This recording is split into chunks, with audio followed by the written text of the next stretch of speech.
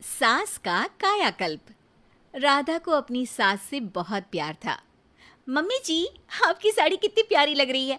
काश मैं भी आपके जैसी साड़ी पहन पाती। अरे बेटा, हमारे जमाने में तो साड़ी ही चलती थी। तू क्या करेगी साड़ी पहनकर? दिन भर भागा दौड़ी करती है। साड़ी कंफर्टेबल नहीं फील कराएगी।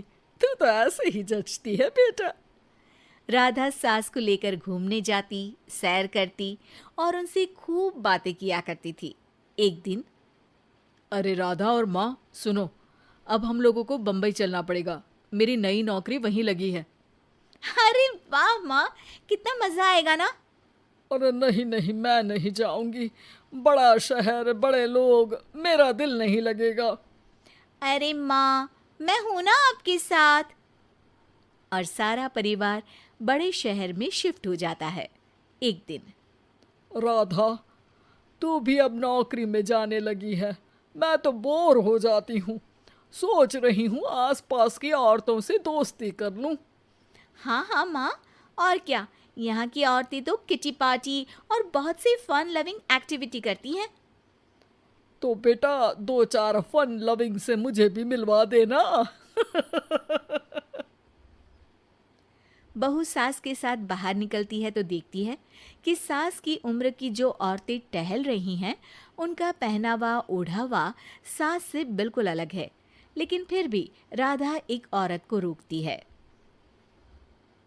Hello aunty, how are you? Oh great darling. Aunty, हम लोग यहाँ नए शिफ्ट हुए हैं। ये मेरी मम्मी है। क्या ये कल से आप लोगों को ज्वाइन कर सकती हैं? वो औरत सास की तरफ बड़ी ही अजीब नज़रों से देखती है, फिर कहती है, अब ठीक है, कल से भेज देना। सास समझ जाती है कि उस औरत को वो ठीक नहीं लगी, लेकिन फिर भी वो कुछ नहीं बोलती। अगले दिन, अरे माँ, अच्छी सी साड़ी पहनकर तैयार होकर जाइए। आपको आपकी दोस्तों के पास जाना है ना। और नहीं नहीं, मैं सोच रही हूँ घर पर बैठकर टीवी देखूं। वैसे भी रामायण का नया एपिसोड आएगा। नहीं माँ, आप जाओ ना, लोगों से मिलो, बात करो, अच्छा लगेगा।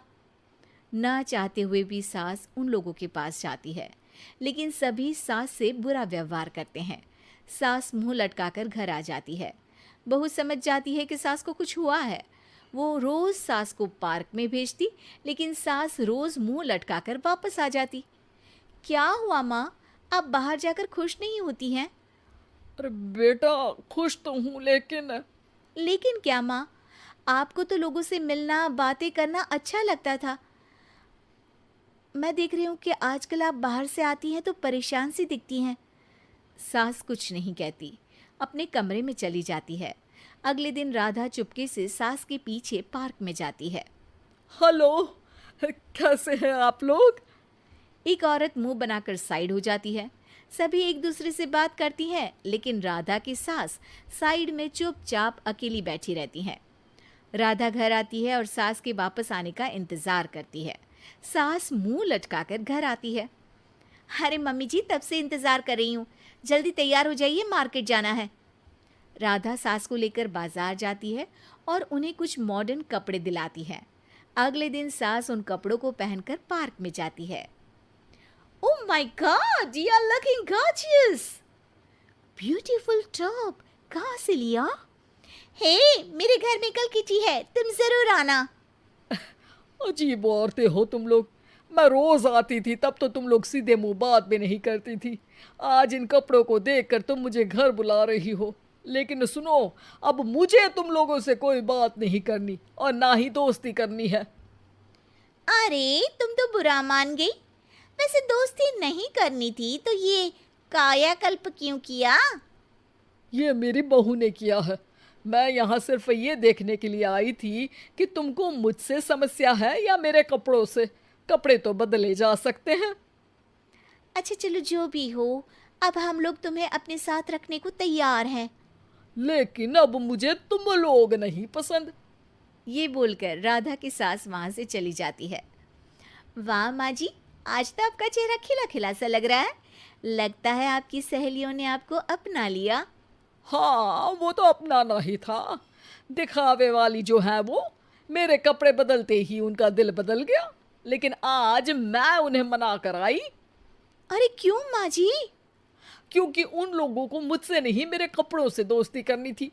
वैसे मेरे पास तो तू है ना, मेरी प्यारी बहू, मुझे किसी की जरूरत नहीं है। अरे नहीं नहीं माँ जी, आप ऐसा क्यों सोच रही हैं? बेटा ये गलत भी तो नहीं है, जैसा देश वैसा भेष। क्यों? ठीक है ना माँ, अब जब ये हम लोगों का देश है तो क्यों ना हम यहाँ का भेष अपना ले। हाँ हाँ जरूर, मैं तो तैयार हूँ। समय के साथ खुद को बदलने में कोई बुराई नहीं है, लेकिन कहीं नकल के चक्कर में बंदर ना दिखने लगूं। खैर, बहू लग जाती है सास की कायाकल्प